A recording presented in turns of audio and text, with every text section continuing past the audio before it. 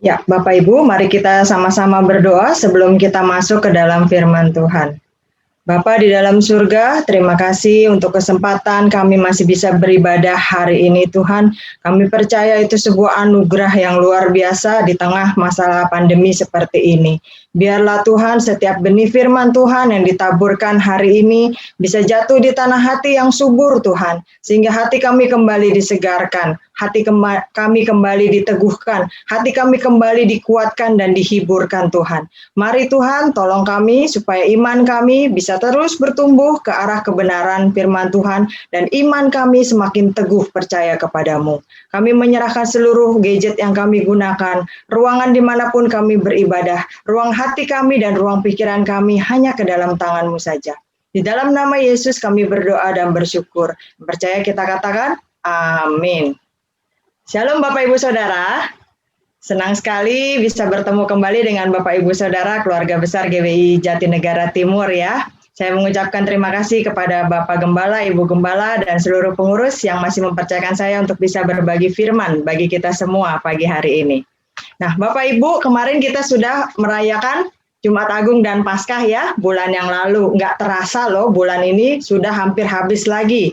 Nah, bulan ini kita juga akan merayakan hari turunnya Roh Kudus, minggu depan jatuhnya pada tanggal 23 Mei. Karena kemarin kita baru saja merayakan hari kenaikan Tuhan Yesus yang merupakan sejarah juga mungkin bagi bangsa Indonesia ketika dua kepercayaan, dua agama itu jatuh pada hari yang sama merayakan hari besarnya.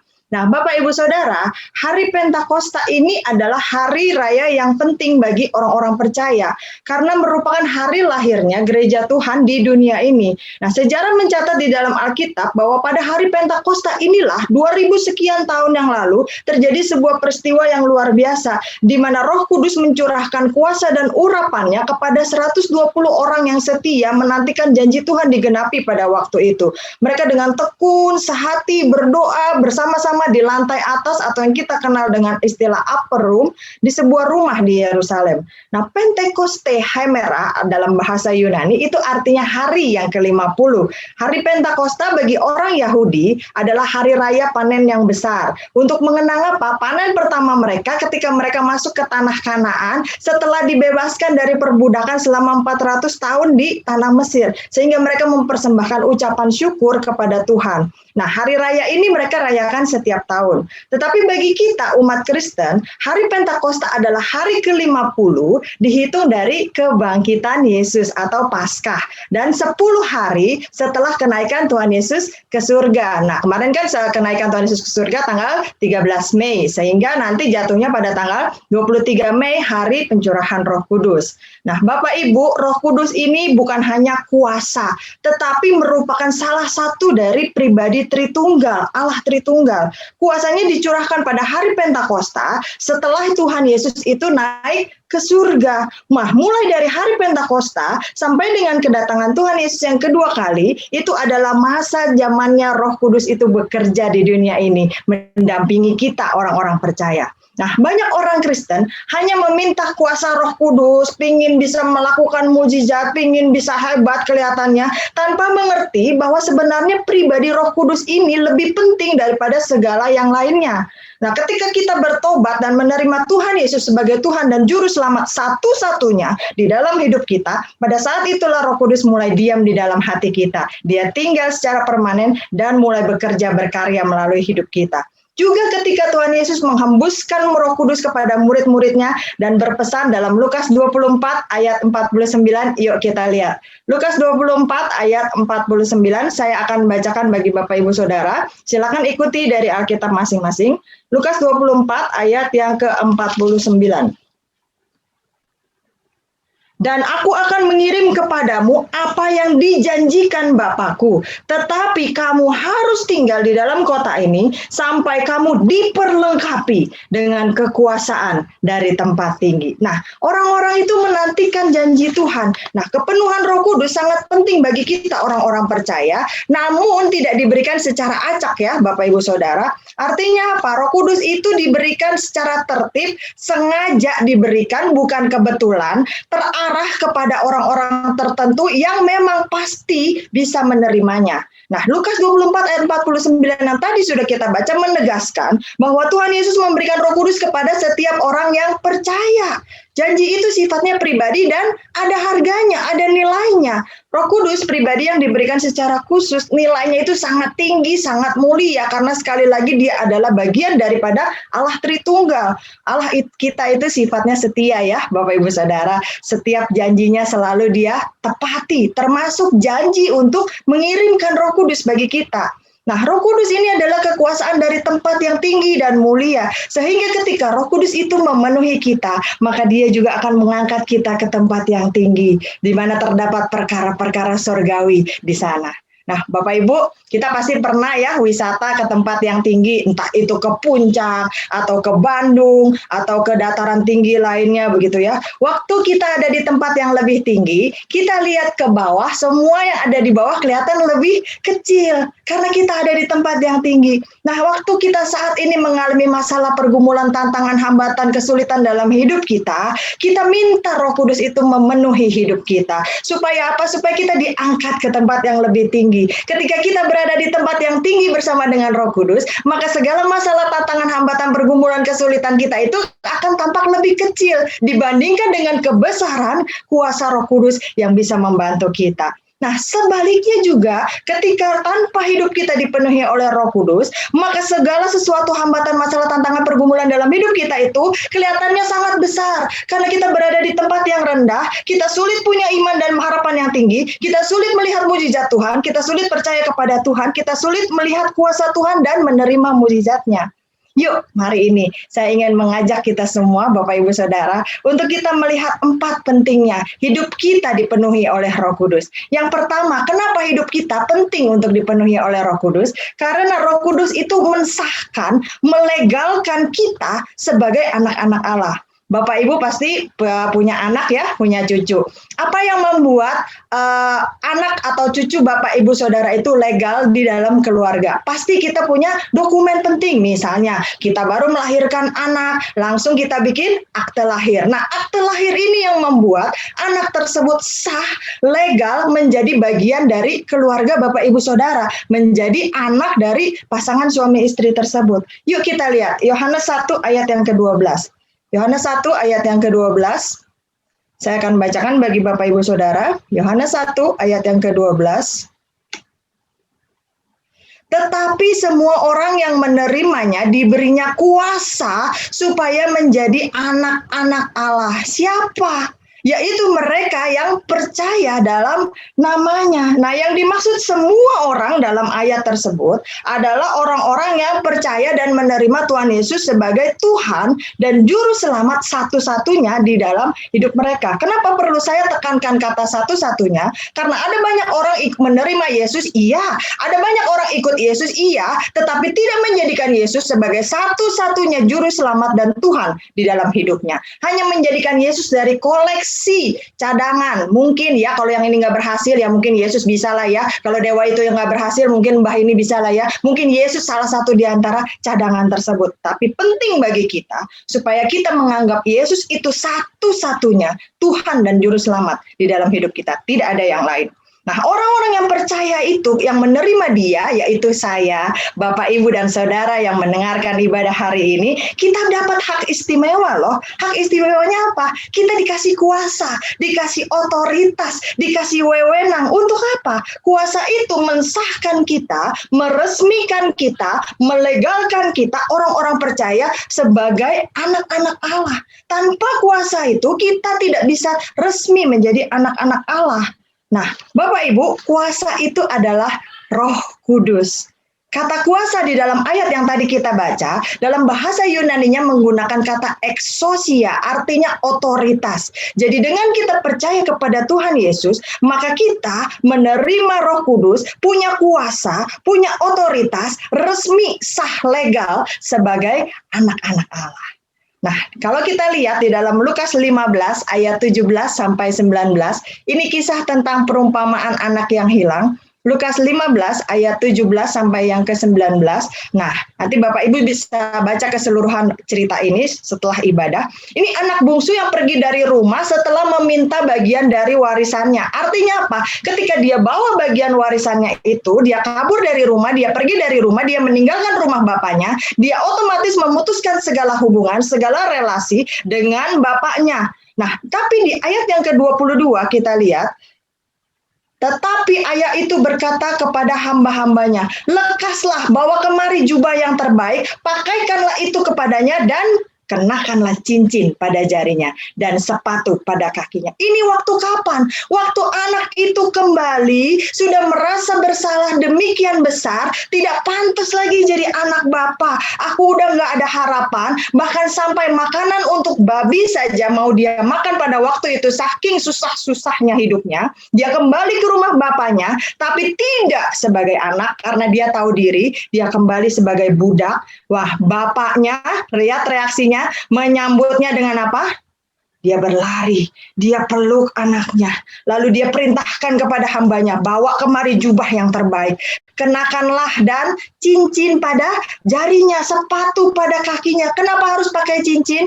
Bapak Ibu yang sudah menikah, kenapa kita pakai cincin? Karena ini adalah tanda bahwa kita sudah menikah, kita mengumumkan, kita meresmikan, memberitahukan kepada dunia. Sama, pada waktu itu cincin yang bermeterai diberikan kepada si bungsu yang bersalah untuk apa? Mensahkan kembali posisinya sebagai anak bapa di rumah tersebut. Karena hanya anak bapa yang memakai cincin bermeterai, budak tidak. Artinya apa? Cincin itu membuat dia lebih leluasa, memberikan dia kekuasaan, memberikan dia wewenang, memberikan dia otoritas yang mungkin sama seperti bapaknya di rumah tersebut. Nah, ketika kita dipenuhi oleh Roh Kudus, kita sah, resmi menjadi anak-anak Allah, kita punya segala akses ke dalam kerajaan sorga. Bapak Ibu, coba kita yang punya anak cucu ya di rumah ya, mungkin anak cucu kita baru pulang sekolah begitu ya, dia aus, kepanasan, langsung boleh buka kulkas, dibuka, ambil air dingin, glek-glek-glek diminum. Tapi coba kalau kita lihat asisten rumah tangga kita, mungkin dia baru pulang dari pasar, atau mungkin dia pulang dari luar, mana boleh dia langsung buka kulkas kita, langsung ngambil botol air yang ada di dalam terus diminum dan ditaruh lagi. Pasti kita akan bilang, tunggu, cuci tangan dulu dan seterusnya. Bagian kamu ada di bagian kamu. Atau misalnya saya bertamu ke rumah Bapak Ibu Saudara, saya langsung masuk ke kamar tidur Bapak Ibu Saudara, saya duduk di ranjang Bapak Ibu Saudara, saya tiduran di ranjang Bapak Ibu Saudara. Mungkin karena etika dan sopan santun, Bapak Ibu paling cuma senyum-senyum sambil berpikir, wah ini pendeta udah rada-rada miring begitu ya, masuk ke rumah orang langsung ngacak-ngacak kamar. Karena itu bagian yang paling privacy. Tapi coba kalau yang datang itu anak atau cucu Bapak Ibu Saudara, mau lompat-lompat di ranjang, mau tiduran di ranjang, mau nonton TV di situ, seharian pun pasti dikasih. Karena apa? Itu anak cucu resmi, sah. Dan dia punya kekuasaan, punya keleluasaan lebih dibandingkan orang-orang lain yang bukan keluarga. Nah, Roma 8 ayat 14 sampai 15, Roma 8 ayat 14 sampai 15, semua orang yang dipimpin Roh Allah adalah anak Allah. Sebab kamu tidak menerima roh perbudakan yang membuat kamu menjadi takut lagi, tetapi kamu telah menerima roh yang menjadikan kamu anak Allah.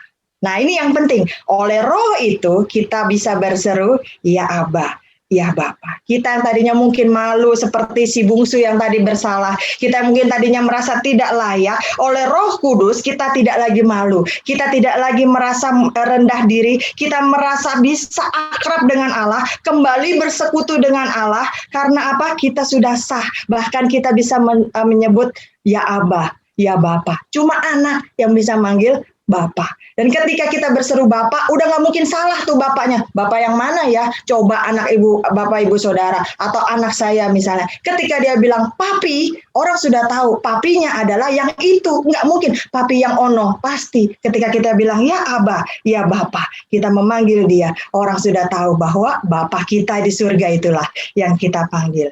Nah, Bapak Ibu, suatu hari ada seorang anak. Anak ini lagi mancing di sebuah dermaga yang cukup ramai begitu ya. Nah, di sebelahnya dia ini ada seorang bapak-bapak yang juga tidak dia kenal. Di dermaga yang ramai itu banyak kapal kecil, kapal besar yang suka mampir ke dermaga. Tiba-tiba waktu anak ini lagi mancing, dia lalu membuka kemejanya dan dia berdiri dengan penuh semangat, dia melambai-lambaikan kemejanya seperti itu. Otomatis bapak yang ada di sebelahnya lalu menengok. Ngapain sih nih anak? Lagi mancing harusnya tenang, ikan nanti pada kabur. Kenapa tiba-tiba dia berdiri, buka kemejanya dan dia lambai-lambaikan? Emangnya kapal-kapal besar itu bisa lihat dia? Seandainya lihat, emang mereka mau nyamperin ke sini? Siapa dia? Wah, nggak mungkin. Dalam hatinya si bapak. Tetapi salah satu dari kapal besar itu lama-lama mendekat, dan ternyata akhirnya menjemput anak tersebut naik ke atas kapal tersebut. Melihat muka si bapak yang makin kebingungan seperti ini, si anak mengerti. Oh, lalu dia bilang gini, Om, itu nakodanya adalah papa saya. Dia tahu di mana saya berada dan dia melihat ketika saya acung-acungkan ke meja saya. Makanya dia datang kemari mendekat untuk menjemput saya. Itu hubungan Bapa dan anak. Kita punya hubungan yang begitu akrab. Karena apa? Roh Kudus mensahkan kita, meresmikan kita sebagai anak Bapa. Kalau yang manggil bukan anaknya, yang manggil si Bapa sebelahnya, belum tentu kapal besar itu akan mendekat. Belum tentu si nakoda itu akan nyamperin dia.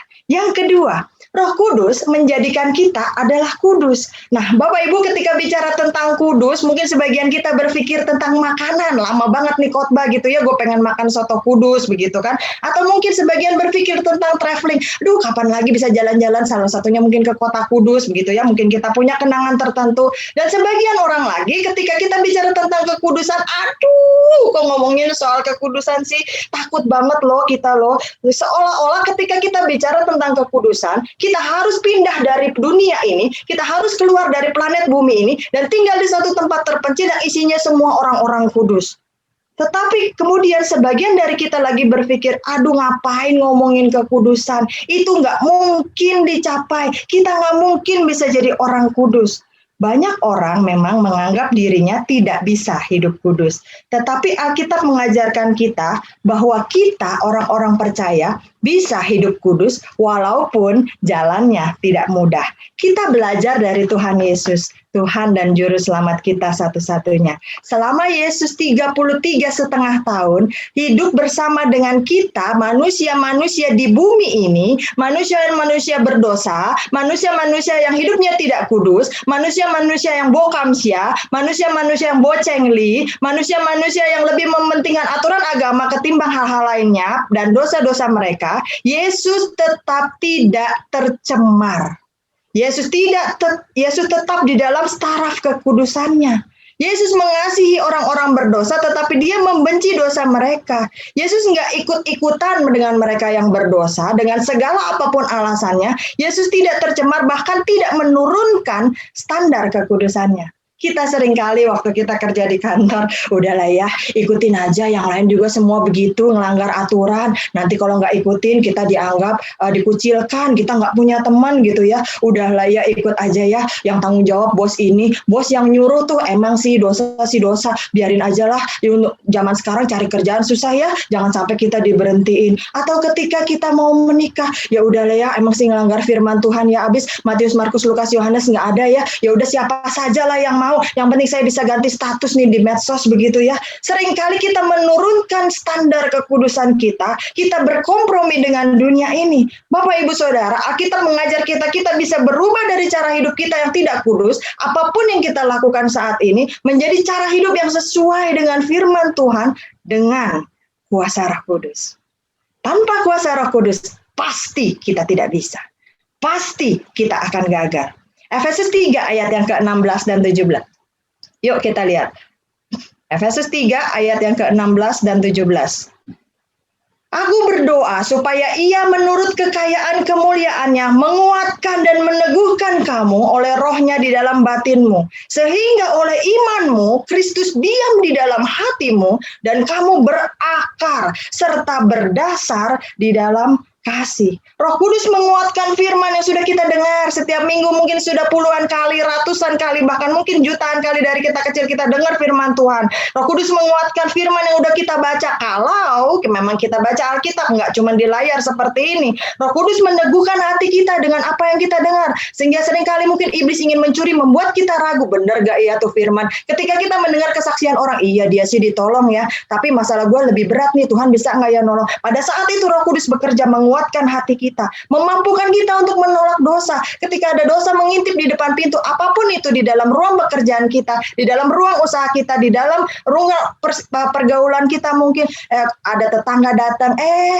Bu, tahu nggak ibu yang sebelah sono tuh kemarin ya kelihatan. Roh Kudus menguatkan kita untuk bisa berkata tidak terhadap dosa.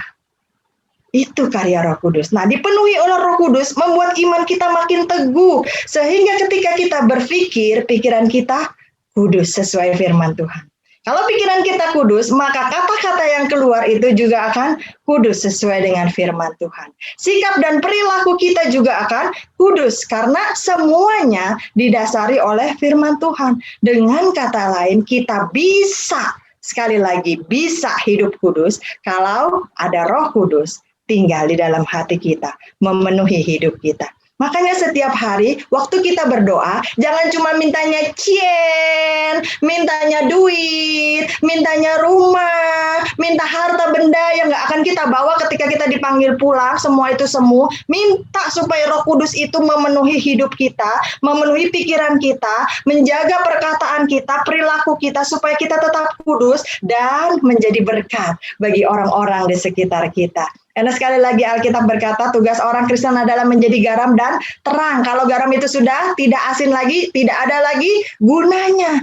Jadi yang kedua, kenapa penting Roh Kudus itu memenuhi hidup kita? Karena Roh Kudus itu, namanya udah Roh Kudus, membuat kita menjadi kudus. Bisa bersama Roh Kudus. Gagal kalau kita sendiri. Yang ketiga, Bapak Ibu Saudara, Roh Kudus itu memampukan kita untuk bisa melawan si jahat, iblis. Kita memang masih hidup di dunia ini ya, yang seringkali disadari atau tidak, diakui atau tidak, kita ikut-ikutan cara dengan dunia ini. Waktu kita berhenti di lampu merah, orang lain nerobos, ya udahlah ya, semuanya jalan deh daripada diklaksonin gitu ya. Waktu mungkin yang lain nyatut bon di kantor, aduh kalau nggak nyatut gimana ya, THR juga nggak dikasih tahun ini dan segala macam. Udahlah nyatutlah, itu kan hak kita juga. Mungkin kita mengikuti cara-cara dunia ini. Nah, iblis si jahat, musuh kita, selalu memperhatikan kita dan dia tahu loh kelemahan-kelemahan kita. 1 Petrus 5 ayat yang ke-8 kita lihat. 1 Petrus 5 ayat yang ke-8. Sadarlah dan berjaga-jagalah. Lawanmu siapa? Si iblis berjalan keliling. Sama seperti singa yang mengaum-ngaum. Ngapain? Mencari orang yang dapat ditelannya. Nah, Bapak Ibu, saya berikan satu contoh dari kisah mitologi Yunani. Waktu dulu ada seorang ibu ini punya seorang anak ini bernama Achilles. Kalau Bapak Ibu Saudara yang suka membaca mitologi Yunani mungkin tahu. Nah, ibu ini tahu bahwa nanti si Achilles ini akan menjadi prajurit di negaranya begitu. Sehingga dia pergi ke satu mata air, setiap bagian tubuh yang dicelupkan ke mata air tersebut akan menjadi kebal terhadap senjata. Nah, dia pikir untuk membuat bayinya ini kebal, prajurit yang tidak bisa mati, tidak bisa dikalahkan, dia celupin itu si Achilles yang masih baik ke dalam mata air tersebut. Yang dia pegang cuma tumitnya. Jadi kakinya semuanya dicelupin tuh anak bayi semua blebok.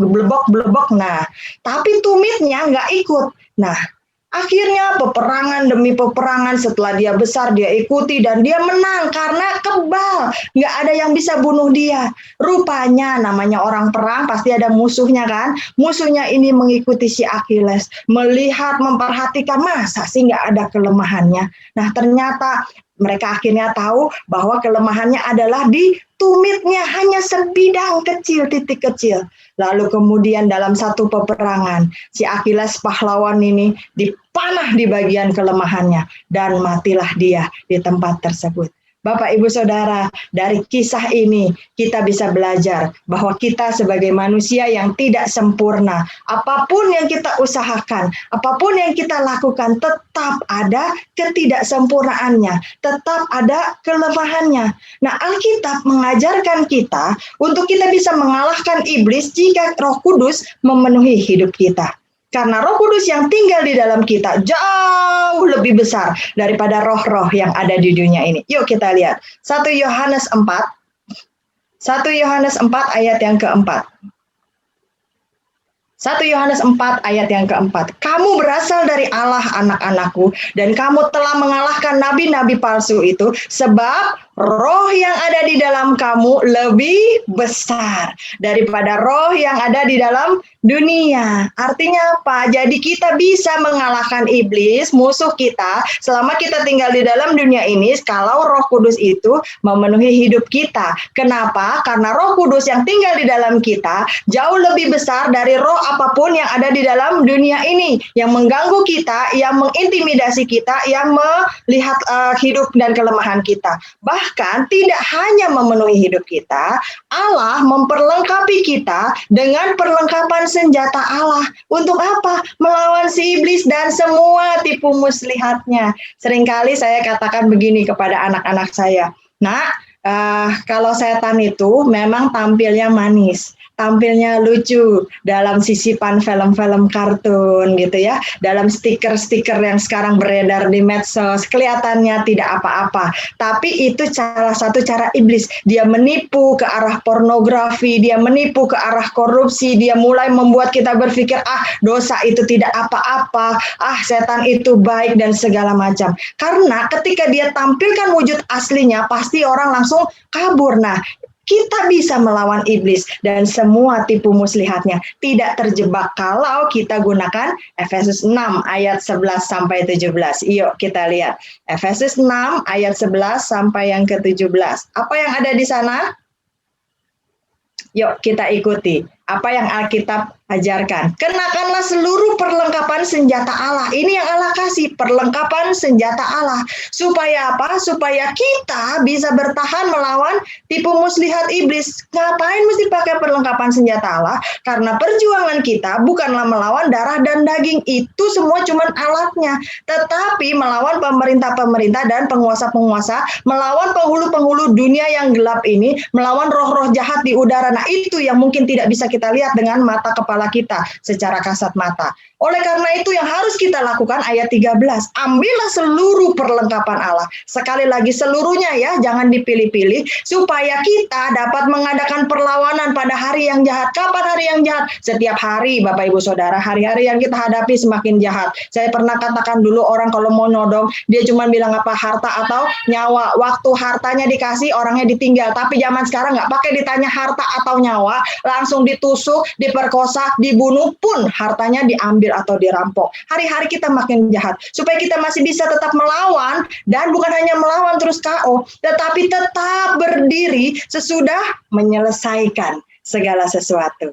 Lalu ayat 14, jadi berdirilah tegap, berikat pinggangkan kebenaran, dan berbaju zirahkan keadilan. Kakimu berkasutkan kerelaan untuk memberitakan Injil damai sejahtera.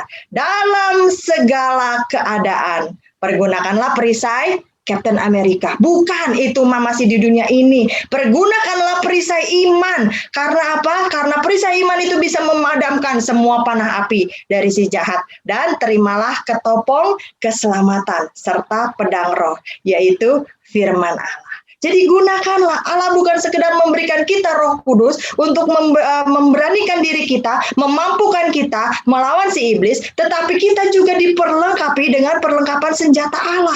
Kurang apa lagi, Bapak Ibu Saudara? Jadi yang ketiga, Roh Kudus memampukan kita untuk menang melawan si jahat. Yang terakhir, Bapak Ibu Saudara, Roh Kudus memberikan kita keberanian untuk kita menjadi saksi Kristus. Bersaksi itu kata orang seringkali tidak mudah ya. untuk maju ke depan, ke hadapan jemaat. Seringkali orang malu, aduh saya mah nggak pandai bicara, aduh saya mah ngalaminnya cuma begini aja. Kalau kita mendengar banyak orang yang ketika di perjalanan, mereka bisa kongko menceritakan Injil Tuhan, mungkin kita merasa malu. Tetapi ketika Roh Kudus memenuhi hidup kita, Roh Kudus memberikan kita keberanian untuk menjadi saksi Kristus. Yuk kita lihat, Kisah Rasul 1 ayat yang ke-8. Kisah Rasul 1 ayat yang ke-8. Tetapi kamu akan menerima kuasa kalau Roh Kudus itu turun ke atas kamu. Dan kamu akan menjadi saksiku, saksi Kristus di Yerusalem dan di seluruh Yudea dan Samaria dan sampai ke ujung bumi. Nah, kata kuasa di dalam ayat ini berasal dari kata dunamis, bahasa Yunani. Seringkali itu juga asal kata dari bahan peledak dinamit begitu ya. Artinya bukan sekedar kekuatan atau kemampuan, tetapi istilah khusus ini menunjuk kepada kuasa yang menggerakkan, kuasa yang membuat kita bertindak, kuasa yang memotivasi kita, bukan sekedar kuasa yang pasif berdiam diri, tidak. Nah, ketika kita dipenuhi oleh Roh Kudus, maka ada keberanian, ada sesuatu yang bergelora, ada gairah untuk kita mengabarkan Injil Kristus, menjadi saksi Kristus, dan disertai dengan ledakan-ledakan kuasa Allah, tanda-tanda ajaib yang dilakukan dalam Markus 16 ayat 15 sampai 18. Nah, kata saksi yang tadi kita baca, dalam bahasa Yunani digunakan kata martus atau martir. Artinya orang yang memberikan kesaksian, tetapi bukan hanya sekedar memberikan kesaksian. Umumnya kata martus atau martir ini dipakai untuk menggambarkan orang-orang yang berkorban demi kepercayaannya, demi imannya, menderita bahkan sampai mati. Nah, seseorang yang disebut martir berani berjuang sampai mati. Untuk apa? Membela imannya, kepercayaannya kepada Kristus. Galatia 2 ayat yang ke-20, kita lihat ayat terakhir. Galatia 2 ayat yang ke-20. Ini caranya untuk kita bisa menjadi saksi Kristus. Namun aku hidup, tetapi bukan lagi aku sendiri yang hidup, melainkan Kristus yang hidup di dalam aku. Dan hidupku yang kuhidupi sekarang di dalam daging adalah hidup oleh iman dalam Anak Allah yang telah mengasihi aku dan menyerahkan dirinya untuk aku. Kita harus mati sehingga Yesus bisa hidup di dalam kita, sehingga kita bisa menjadi martir atau saksi-saksi Kristus. Bukan hanya sekedar mengabarkan Injil Kristus, bukan hanya sekedar bersaksi dan bercerita, tetapi siap untuk berkorban. Nah, Bapak, Ibu, Saudara, sebagai orang percaya, mari kita sungguh-sungguh terus kita berdoa. Kita minta kepada Tuhan supaya hati ini selalu dipenuhi oleh Roh Kudus. Bukan hanya terbatas pada kuasa bahasa roh, tetapi terus bergerak lebih leluasa karena kita sudah disahkan, diresmikan, dilegalkan sebagai anak-anak Allah. Supaya menjadikan hidup kita kudus sesuai dengan firman Tuhan. Tanpa Roh Kudus kita tidak bisa hidup kudus, tidak bisa punya sifat-sifat yang kudus. Untuk supaya Roh Kudus memampukan kita bisa mengalahkan si iblis, si jahat, musuh kita yang selama-lamanya dengan perlengkapan senjata Allah. Dan kita punya keberanian membakar hati kita, membakar roh kita, bisa menjadi saksi-saksi Kristus sampai Tuhan Yesus datang yang kedua kali menjemput kita semua. Amin, Bapak, Ibu, Saudara. Mari kita sama-sama berdoa.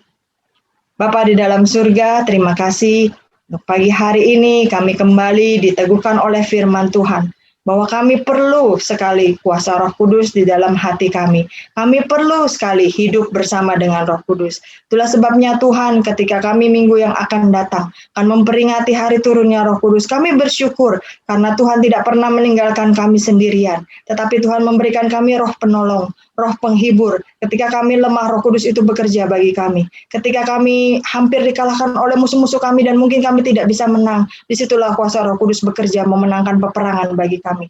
Bahkan ketika kami mungkin sangat sedih, sangat susah sehingga tidak bisa lagi berdoa, Roh Kudus berdoa bagi kami. Bapa di dalam surga, ampuni kami kalau mungkin selama ini kami kurang menghargai kuasa Roh Kudus di dalam hidup kami. Mulai dari sekarang Tuhan, kami mengundang Roh Kudus untuk tetap tinggal di dalam hidup kami, melanjutkan karya Kristus di dunia ini melalui hidup kami. Terima kasih Tuhan, hanya di dalam nama Yesus kami berdoa dan bersyukur. Amin.